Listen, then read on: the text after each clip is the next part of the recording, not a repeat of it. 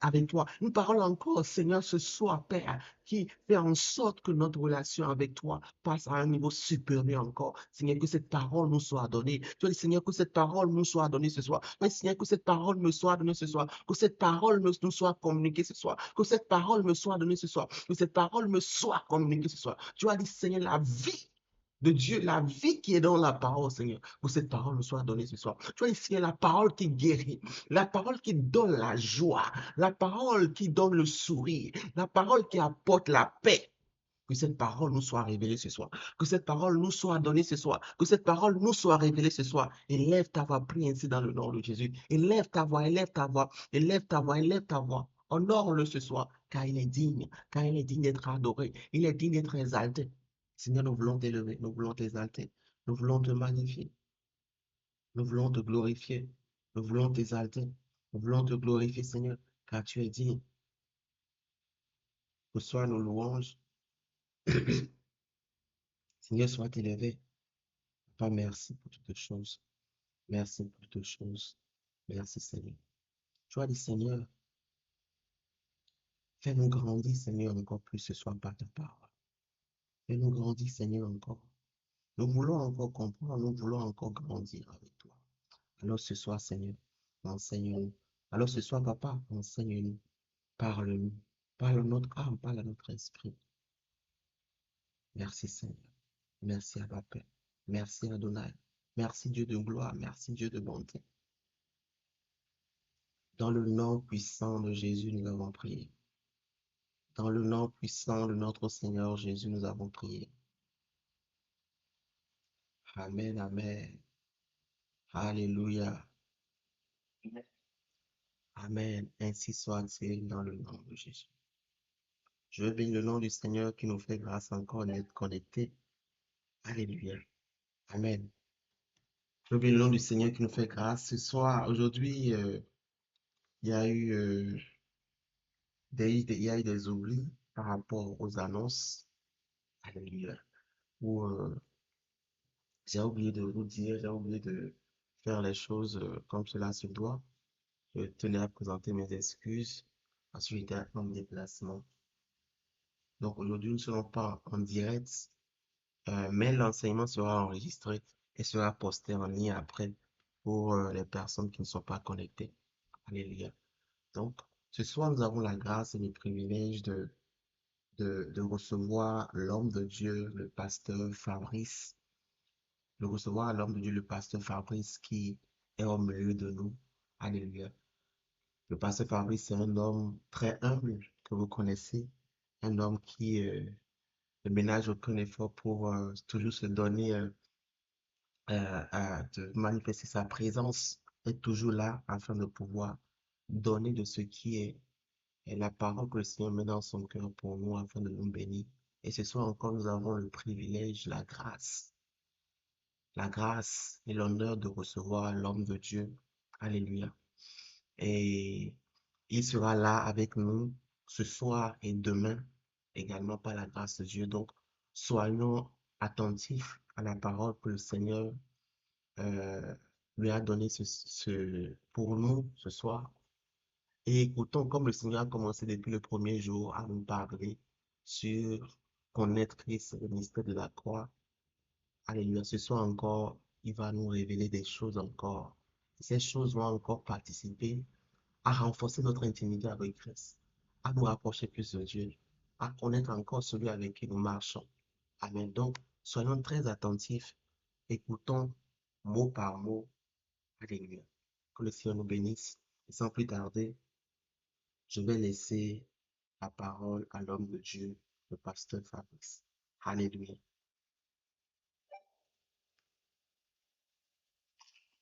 Amen. Amen.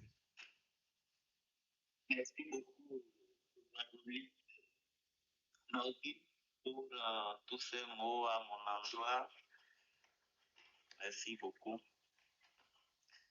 Je suis une fois encore très heureux de partager ce moment avec tous ceux qui sont connectés et tous ceux qui après écouteront ce message. Je prie que ce soit une bénédiction pour chaque vie. Amen. fois encore, merci pour l'invitation. C'est toujours un plaisir de recevoir de ces invitations et de pouvoir croître ensemble avec les frères parce que chaque fois qu'on a l'occasion de partager quelque chose, on grandit davantage. Prions. Seigneur notre Dieu, nous te sommes infiniment reconnaissants pour ce moment, un moment béni, un moment que tu as choisi dès la fondation du monde. Tu savais, Seigneur, que des jeunes assoiffés seraient réunis ce soir pour partager ensemble. Et nous prions que tu nous utilises juste comme ce canal par lequel tu vas répandre ta connaissance. Et pendant que tu seras en train de parler à chacun de nous, Seigneur, permets que nos cœurs soient réceptifs et que la vérité que tu veux délivrer ce soir, Seigneur, soit accessible à chacun. Que personne ne soit dû d'entendement, ne soit dû d'oreille au point de passer à côté, Seigneur, du message que tu veux délivrer ce soir. Que la chair et le sang disparaissent, Seigneur. Que toute forme d'orgueil soit bannie au nom de Jésus-Christ. Nous renversons les hauteurs, Seigneur, qui s'élèvent contre ta connaissance, qui veulent nous soumettre, Seigneur Jésus, à l'ignorance, qui veulent dominer notre esprit. Au nom de Jésus-Christ, nous les chassons, nous brisons toutes ces hauteurs-là au nom du sang de Jésus-Christ. Merci pour ta gloire qui resplendit sur chaque visage. Au nom de Jésus, nous avons prié. Amen. Donc, le thème pour lequel nous sommes là, le thème qui m'a été communiqué, c'est connaître Christ et le mystère de la croix. Connaître Christ et le mystère de la croix. Bien-aimés, nous allons consacrer 2 soirées pour partager autour de ce thème avec une approche que j'aurais aimé être interactive afin que au même moment que vous êtes nourris, moi aussi je sois nourri et que nous grandissions ensemble. Mais à cause peut-être des contraintes de temps et à cause du moyen de communication que nous utilisons, ce n'est pas forcément évident. Mais autant que cela se peut, nous allons essayer quand même. Je voudrais donc introduire en demandant, connais-tu Christ? Si quelqu'un veut ouvrir son micro, il peut partager avec nous. Hein. Si l'on te demande, connais-tu Christ? Puisque nous sommes de jeunes chrétiens, nous allons à l'église, nous avons entendu plusieurs prédications, nous avons partagé même des messages, nous avons prêché à d'autres personnes. Alors, je voudrais juste poser cette question, connais-tu Christ?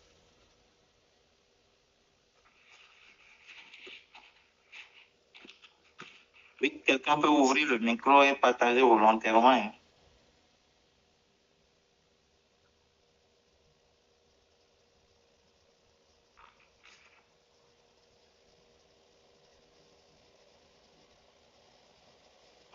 Ok, bon.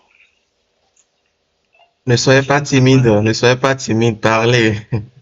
Je pense que la sœur lui veut parler.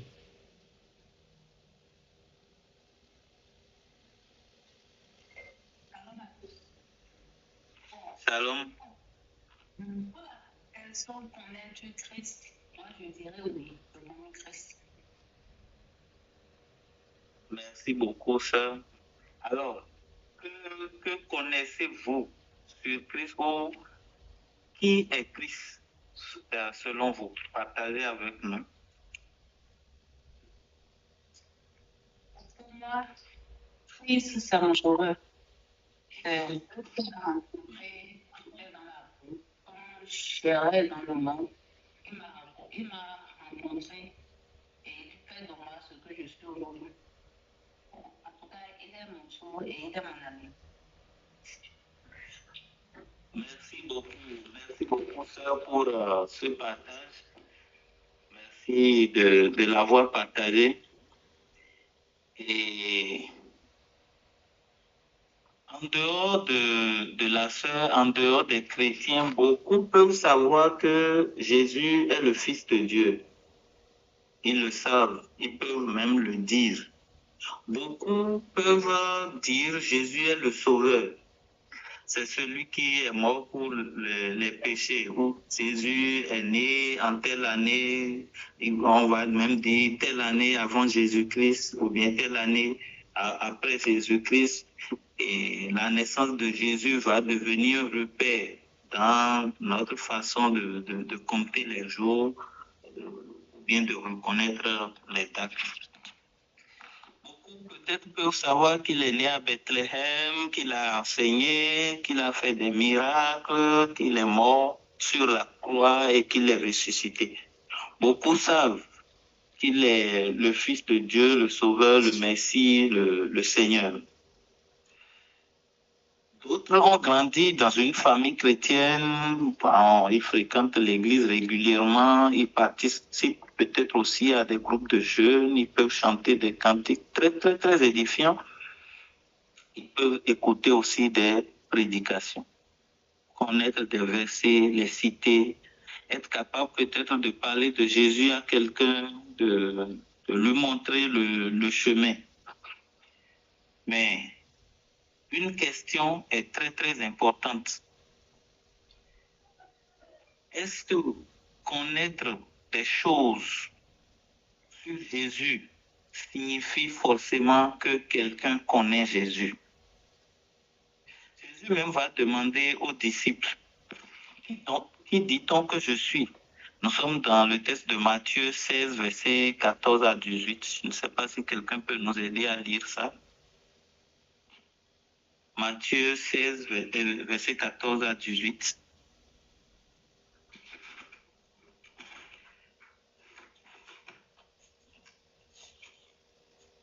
Est-ce que quelqu'un a la page?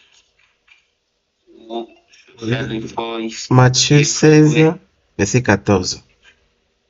Oui.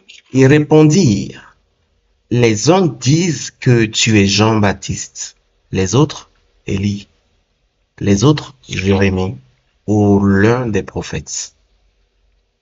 Et vous, leur dit-il, qui dites-vous que je suis? Simon-Pierre répondit, tu es le Christ, le Fils de Dieu vivant. Amen, je continue. Amen. Non, on s'arrête au 18. Au 18, ok. Verset 17. Jésus, reprenant la parole, lui dit, tu es heureux, Simon, fils de Jonas, car ce ne sont pas la chair et le sang qui t'ont révélé cela, mais c'est mon Père qui est dans les cieux.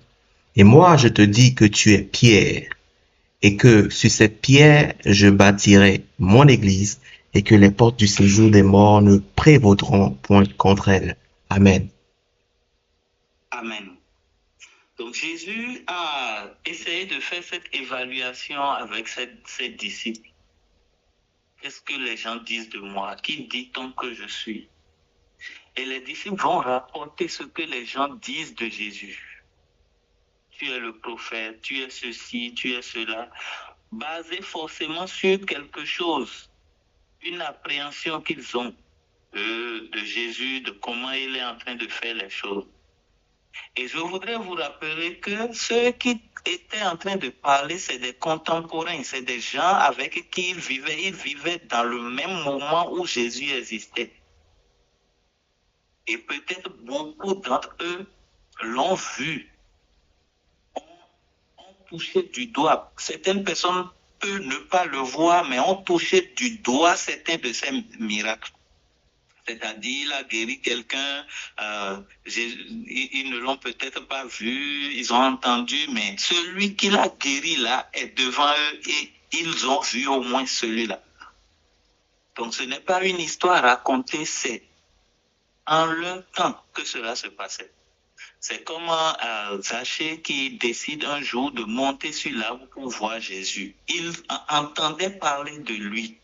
C'était un contemporain. Il vivait au temps où Jésus vivait également. Donc, ce sont de telles personnes qui donnaient des témoignages sur Jésus. Donc, a priori, nous pouvons dire qu'ils le connaissent soit de nom, soit de vue, soit qu'ils ont entendu quand même des choses qui se sont passées, ils ont touché du doigt certains de ces miracles et autres. Et Jésus va revenir à une autre question envers ses disciples et dit, maintenant vous êtes toujours avec moi. Je parle avec vous. Vous avez vu, il y a des choses que je vous explique même parfois en secret. Après avoir donné des paraboles et tout. Vous maintenant, qu'est-ce que vous dites? Que dites-vous que je suis? Et la déclaration de Pierre, Simon Pierre, c'est ça qui va retenir l'attention de Jésus. Et il dit non. Ce que tu viens de dire, ce n'est pas la chair et le sang qui t'ont révélé cela. Cela t'a été donné par Dieu ou par révélation. Cela montre que ce sur quoi Jésus mettait l'accent, ou bien ce qui était important pour Jésus, ce n'était pas la connaissance juste, j'ai vu, j'ai entendu parler, qui importait pour Jésus. Mais ce que l'Esprit met dans notre cœur par rapport à Jésus, par rapport à ce dont ils ont bénéficié de Jésus et tout ça. Un résumé que votre cœur même donne et qui n'est pas dépendant de ce que j'ai entendu, ce que j'ai vu. Ce que j'ai vu, ce que j'ai entendu, c'est quelque chose. Ça bâtit quelque chose. Ça bâtit une forme de connaissance. Mais qu'est-ce qui est resté dans le cœur? C'était ça ce qui était important pour Jésus. Ce qui reste dans le cœur n'est pas une action de la lecture, n'est pas une action de juste les appréhensions. C'est une action du Saint-Esprit. Donc, Pierre dit, tu es le Christ, le Fils du Dieu vivant.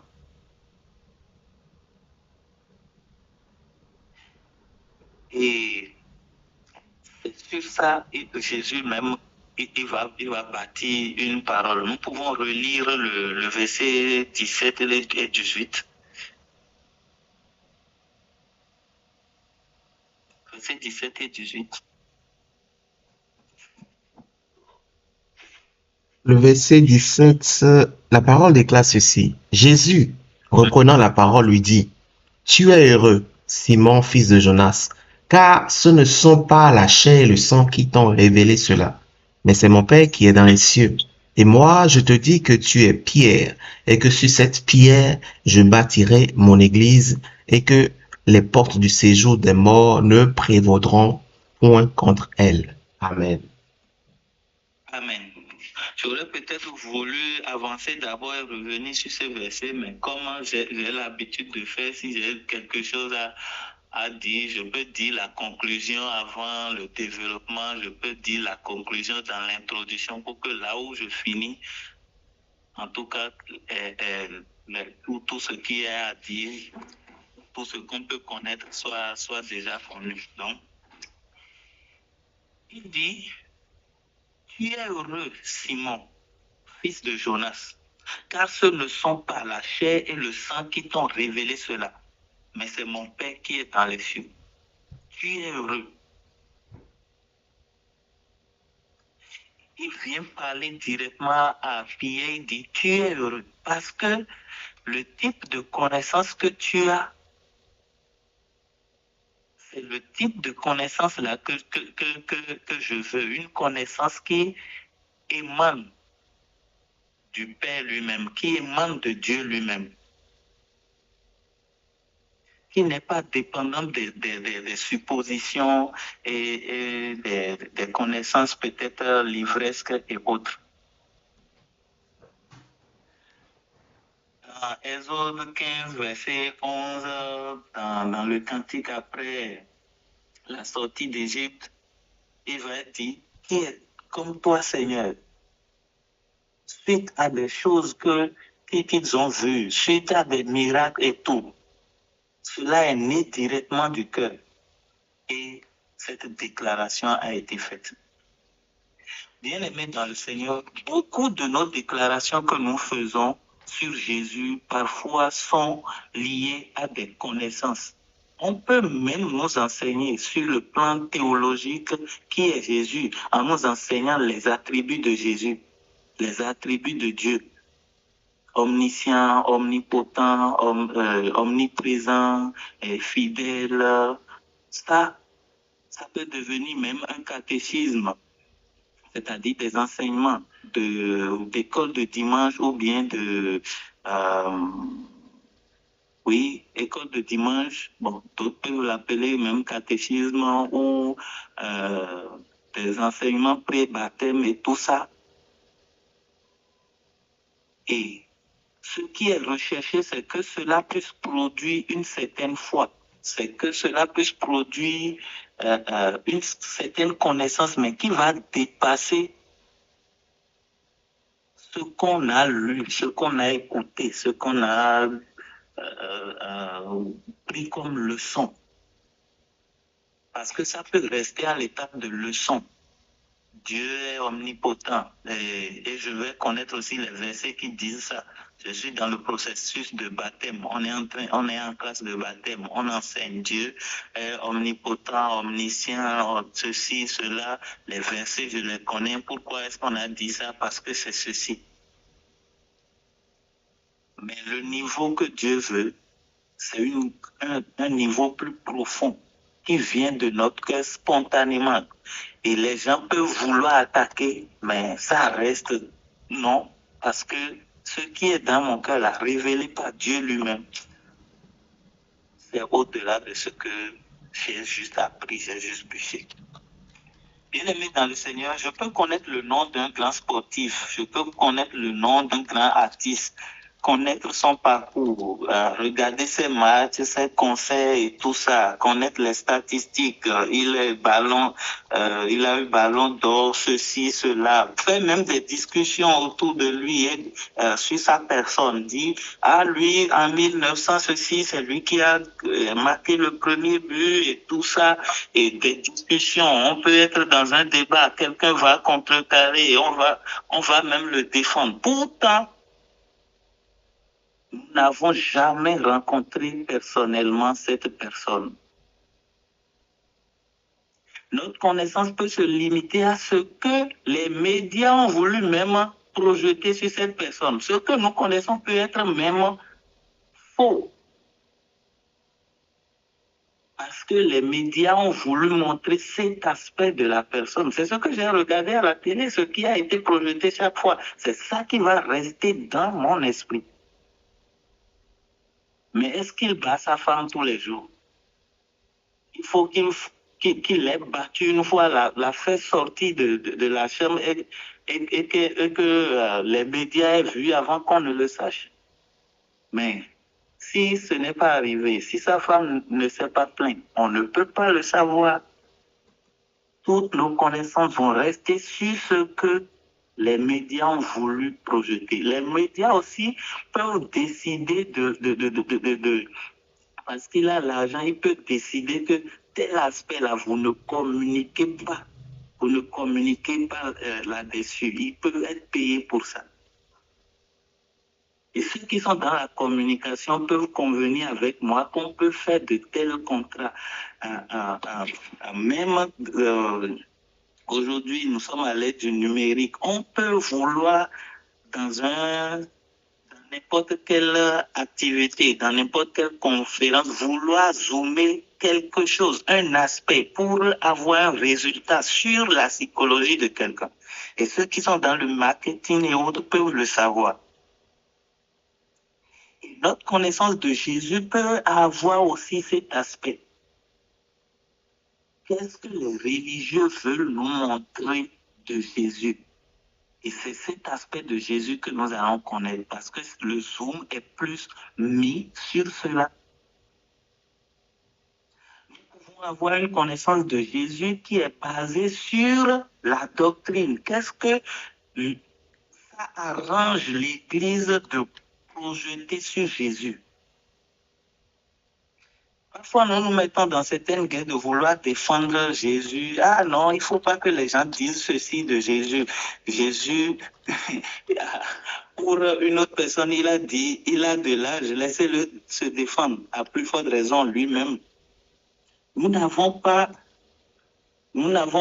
construit forcément une connaissance pour défendre Jésus et faire ceci. Et les religieux, des responsables de dénomination, parfois même involontairement, peuvent zoomer des aspects de Jésus sans nous permettre d'aller dans la connaissance profonde de Jésus. La connaissance profonde de Jésus ne s'acquiert que dans l'intimité avec lui.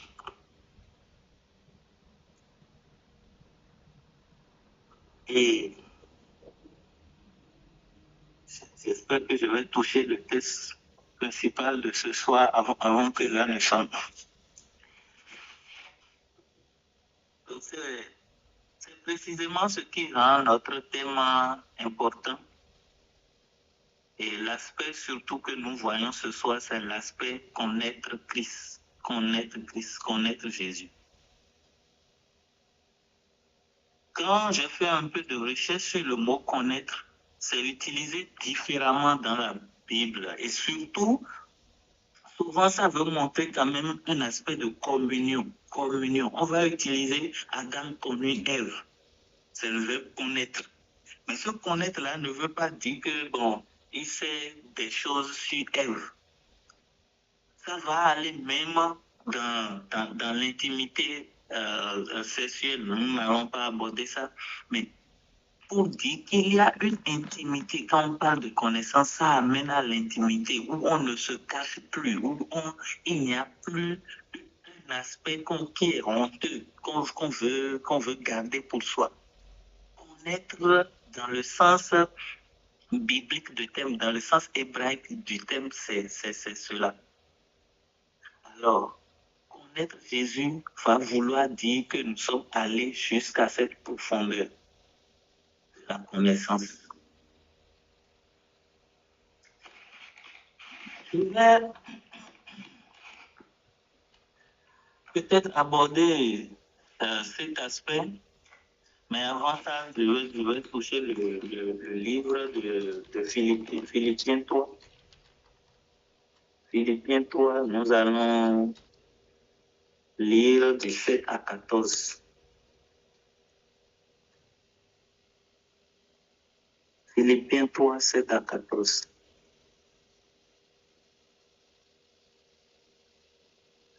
Quelqu'un peut... Philippiens, Philippiens 3, 7 à 14. Mais ces choses qui étaient pour moi des gains, je les ai regardées comme une perte à cause de Christ.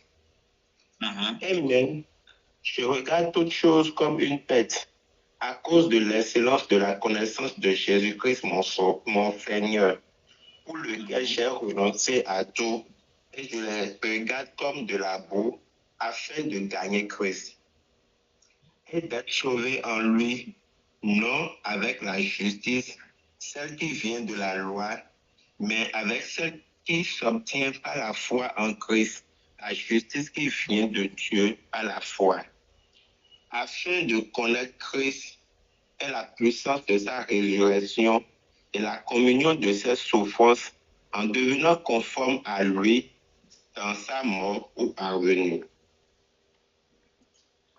Je continue? Non, peut-être on gagnerait plus à lire le 4 à 6 aussi, pour comprendre ce qu'il est en train de développer. Ok. Philippiens 3, 4 à 6. Moi aussi, cependant, j'aurais sujet de mettre ma confiance en la chair. Si quelque autre croit pouvoir se confier en la chair, je le puis bien davantage. Moi, circoncis le 8e jour de la race d'Israël, de la tribu de Benjamin, Hébreux né d'Hébreux. Quant à la loi, pharisien. Quant aux zèles, persécuteurs de l'Église, irréprochables à l'égard de la justice de la loi. Merci. Merci beaucoup. Là, Paul est en train de montrer la grandeur de la connaissance qu'il a de Christ. Et il va comparer ça par rapport à lui-même, sa nature. Là où la connaissance de Christ l'a amené, la profondeur dans laquelle la connaissance de Christ l'a amené. Et il est parti d'abord de qui il est. Il l'a présenté, il est juif, circoncis. Toutes ces choses qu'il présentait, c'est des choses, en fait, qui auraient pu être pour lui des sujets d'orgueil. Pour dire, moi, je suis juif, je suis circoncis le 8e jour, ceci, cela. Présenter ça pour dire, je suis pharisien, je suis telle chose.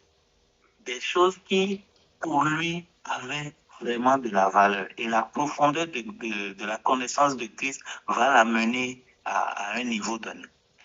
Bien aimé, si nous voulons voir la profondeur de la connaissance de Christ, cela va partir même de nous-mêmes. Qui sommes-nous d'abord? Et ça va nous montrer, si nous connaissons, ça va nous montrer la valeur de Christ. Alors, j'oublie ce que nous sommes maintenant. On peut dire, bon, je ne suis pas allé trop à l'école, je ne suis pas encore milliardaire, je ne suis pas encore... Donc, et ça va fausser les calculs. Mais permettez-moi de nous parler de nous-mêmes selon ce que la Bible dit. Bien-aimés dans le Seigneur, si nous prenons la création, Dieu a créé le ciel et la terre et tout. Il a créé beaucoup de choses.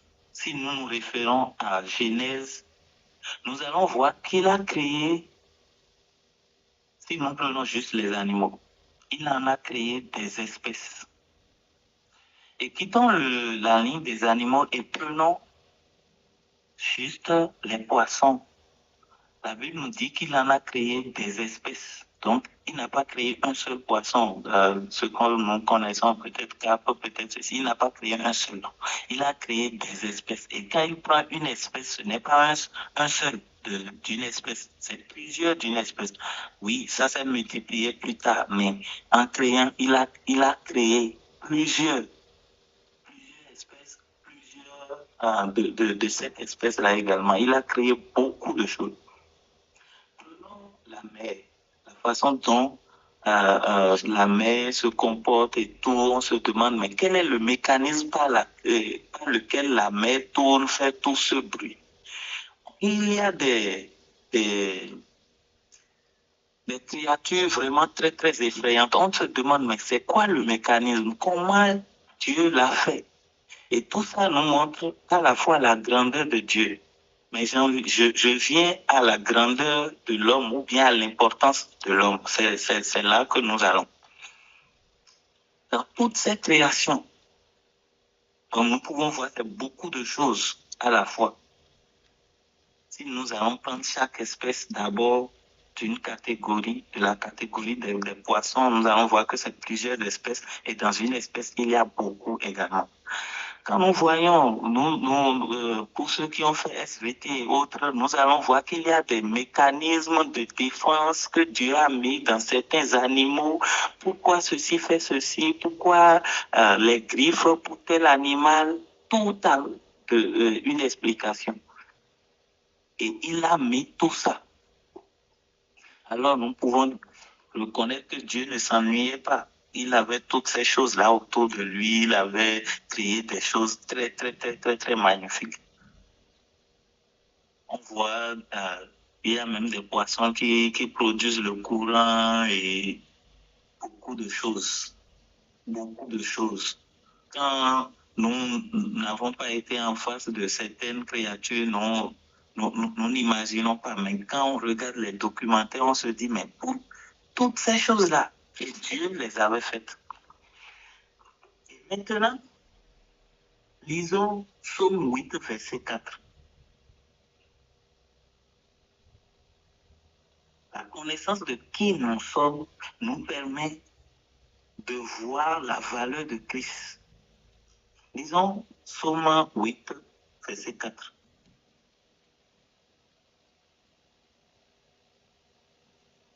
Sinon, nous avons la version parole de vie ou autre, nous pouvons le lire également. J'ai bien parole de vie devant moi. L'écriture est trop petite pour que je lise sous la lumière dans le téléphone. Est-ce que nous avons vu? Psaume 8, verset 4. Oui, Ok, disons. verset 4. Oui. Quand je contemple les cieux, l'ouvrage de tes mains, la lune et les étoiles que tu as créées, qu'est-ce l'homme pour que tu te souviennes de lui, et le Fils de l'homme pour que tu prennes garde à lui? Oui, mais, oui, terminez ça. Tu l'as fait de peu inférieur à Dieu, et tu l'as couronné de gloire et de magnificence. Oui. Tu as tout mis sous ses pieds. Donc, le psalmiste ici voit, il dit, quand je regarde le ciel, ton ouvrage, c'est trop grand. Quand je regarde la lune, quand je regarde les étoiles, quand je regarde, on parle même de galaxies, et c'est des milliards, je crois, c'est au moins 4 milliards d'étoiles dans une galaxie. On parle de... Et je me dis, mais c'est quoi tout ça? Et tout ça pourquoi? Et Dieu a créé toutes ces choses-là, en fait, avant l'homme. Et il crée l'homme. Et il met toutes ces choses-là sous ses pieds. Et quand il voulait créer, c'était même pas 1 milliard de personnes, c'était même pas 10 milliards en même temps. C'était 2 personnes. 2 personnes, et pour lui, les 2 personnes avaient une grande valeur. Quand ils vont se perdre, quand ils vont pécher, au lieu que Dieu dise, bon, ceux-ci ont péché, je les éradique, je me contente des autres créatures, j'avance avec eux, ou bien de dire, bon, je crée d'autres humains, j'élimine cette race-là, j'élimine ceux-ci. Il dit non, ce n'est pas ça c'est celui qui a péché contre moi là. C'est lui-là, toujours je veux. Alors je vais le racheter. Voyez quelle importance l'homme a au point où Dieu met tout sous ses pieds. Dieu lui donne la plus grande valeur. Et même quand l'homme a péché, Dieu continue de l'aimer, de le mettre sur ce niveau-là. Ça nous permet de connaître qui Jésus lui-même il est. Il est le sauveur, mais il est le sauveur par rapport à quoi?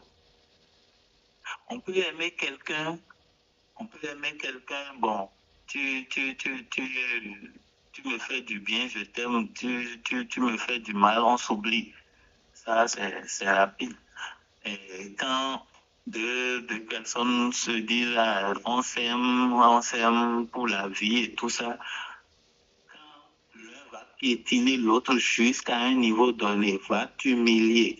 Quand une fois la femme ira dire sur la télévision que mon mari est impuissant, je veux voir si l'amour de ce garçon-là, parce que là, elle a tapé là où ça fait mal, si l'amour de ce garçon-là va continuer. Mais c'est plus que ça que l'homme a fait à Dieu, et Dieu a continué par aimer. Qui est Jésus? Jésus est celui qui a aimé l'homme, qui a donné toute la valeur à l'homme que je suis, malgré qu'il avait beaucoup d'autres choix. Les autres espèces, les autres créatures, tout ça, c'était très bon. Il pouvait s'en servir, il pouvait se contenter de trouver sa joie dans toutes ces choses-là. Mais il dit non. Alors, s'il dit non et que c'est l'homme qui est important pour lui, d'accord, crée un autre homme, crée d'autres hommes et supprime l'autre race. Parce que ceux-ci, ils ont été désobéissants, ils n'ont pas voulu que tu règnes sur eux. Mais il dit non, c'est ceux-ci-là, c'est ceux qui m'ont même blessé là, qui m'ont fait du mal là, ce sont eux que j'aime. Et je donnerai tout, je donnerai même ma vie pour les sauver, pour les ramener à la vie, pour qu'ils ne se perdent pas. C'est ça, Jésus. Il a décidé, il a choisi l'homme.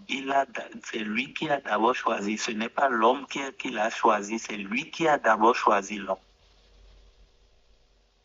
Parce qu'il avait plusieurs autres propositions, il avait plusieurs autres façons dont il pouvait exprimer son amour. Si c'est amour qu'il voulait exprimer, il avait d'autres façons de l'exprimer. Il avait d'autres créatures à qui il pouvait exprimer cet amour. Et les anges même étaient là, et qui ne sont pas des humains. Ils pouvaient s'en contenter. Mais il tourne son regard sur l'homme. Et si j'étais le seul sur la terre, il mourrait également. D'ailleurs, les deux, ils étaient deux, mais déjà à leur péché, il avait déjà annoncé le plan de rédemption. Donc, si c'était seulement les deux là, il mourrait, il allait accepter. C'est ça Jésus. Qui est Jésus? Comme je disais tantôt, c'est plus je me connais, plus je sais qui je suis par rapport à Dieu, ça me permet de comprendre encore davantage qui Dieu est. Voilà l'homme qui est inconstant dans ses choix, l'homme qui peut aimer Jésus aujourd'hui, mais demain peut déjà l'oublier, qui peut aimer Dieu, son créateur aujourd'hui, mais demain, quand il voit une autre proposition, il est plus attiré, inconstant et tout. Et c'est ça qui va amener le psalmiste à analyser et dire, mais qui est l'homme pour que tu prennes garde? Qu'est-ce que tu trouves si tant dans l'homme? Et tu as toute ton attention sur lui. Et tu prends garde, tu prends soin de lui. Tu lui promets Nouvelle Jérusalem, tu lui promets ceci. Et tout ça va se faire par le sacrifice suprême de Jésus. Si je vais résumer en un seul mot, qui est Jésus au-delà du sacrifice, au-delà de se donner sur la croix, je vais dire, il est amour. Il aime l'humanité, bien que l'humanité ne mérite son amour, malgré tout ce que l'humanité est. Et qu'on peut dire, on ne peut pas tout étaler maintenant, présenter l'homme, comment il a chuté et tout ça. C'est pour ça que j'ai survolé un peu comme ça. Nous pouvons revenir alors au texte de Philippiens là qu'on a lu. Paul va voir sa condition. Parce que les hommes encore, ils se catégorisent.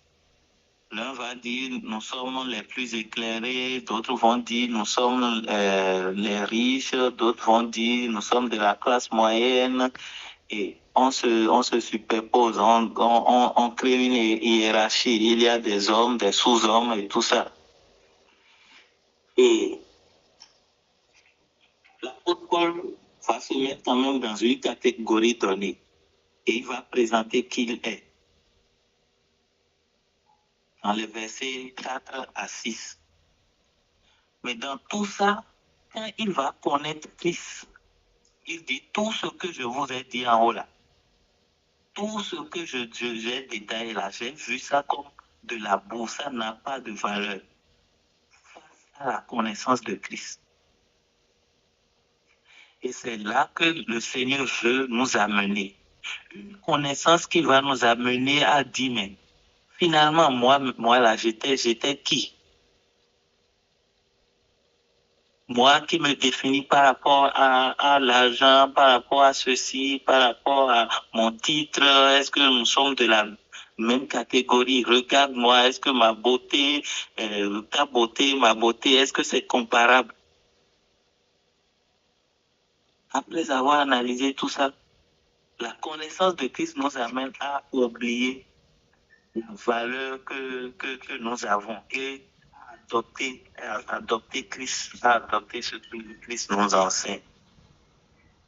Il semble que, ah oui, excusez-moi, c'est un appel qui interfère.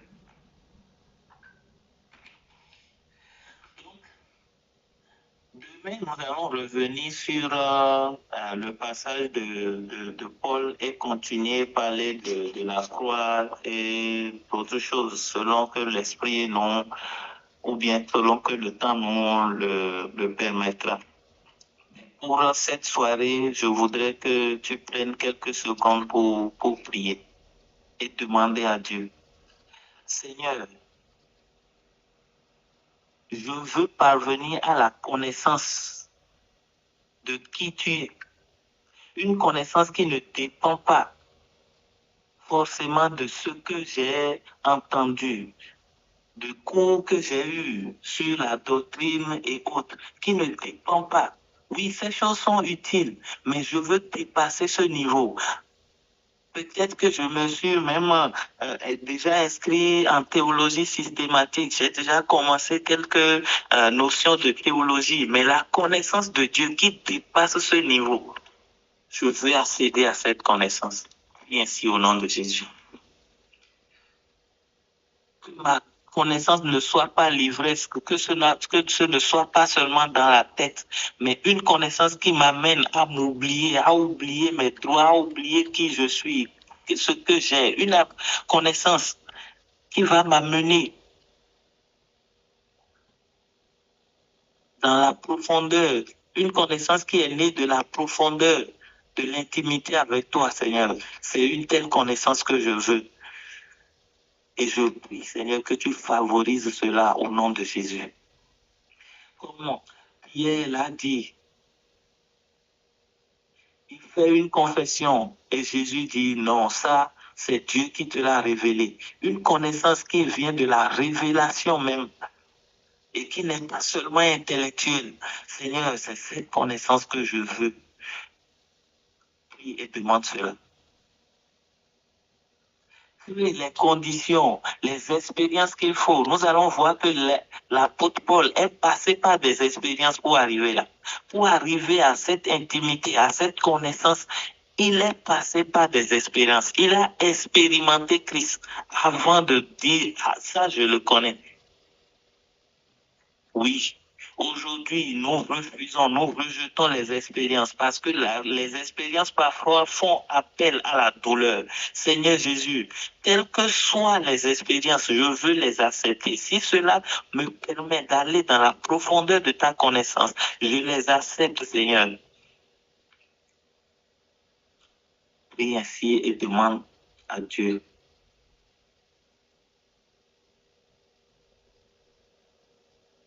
Oui. Plus j'accepte de passer des étapes, plus je suis profond dans la connaissance. Quand je rejette une expérience, je rejette un niveau de connaissance. Si ma vie importe plus pour moi, il y a des expériences que je ne ferai pas et il y a des niveaux de connaissance auxquels je ne pourrai pas accéder. Seigneur, ma vie est à toi. Qu'est-ce que je suis même pour que tu prennes garde à moi?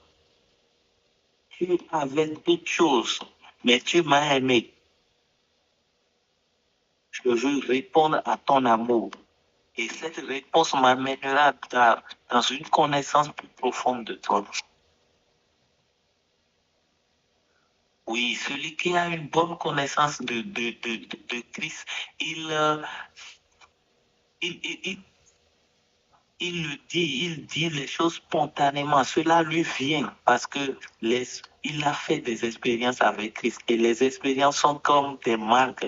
Paul dit qu'il a les marques de Christ. Seigneur, je veux porter ces marques-là et là. C'est au nom de Jésus que nous avons prié. Éternel, notre Dieu, notre Père, je te bénis pour ce temps que nous avons passé. Merci pour ce que nous avons partagé ensemble et nous te recommandons déjà la journée de demain, sachant que tu nous donneras l'opportunité de partager encore et que tu nous permettras de grandir en toi. Que toute la gloire te soit rendue. Au nom de Jésus, nous avons prié. Amen. Amen. Amen. Amen.